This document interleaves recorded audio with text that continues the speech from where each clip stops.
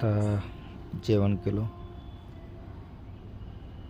भात, दूध, केळी केळी आणि दूध एका ग्लासमध्ये घेतलं आणि भात, मसाला भात सेपरेट होतं.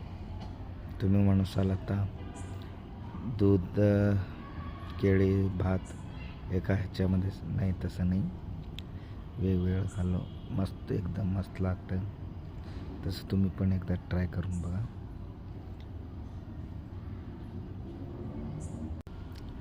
साधा सिंपल जेवण केलं ना, मस्त लागतं. जे आहे अन्न, त्याला आपण कसं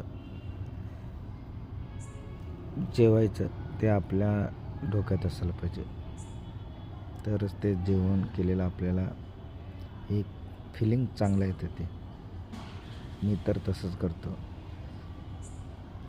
कुठलं भाजी आहे ते बघतो, त्याला कसं जेवण करता येतं,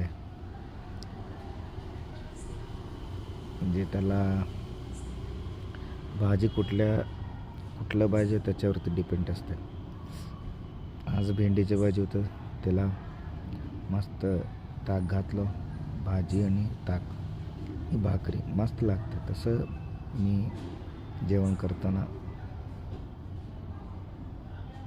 त्याला रूपरेषा दिल्यासारखं करतो त्याला.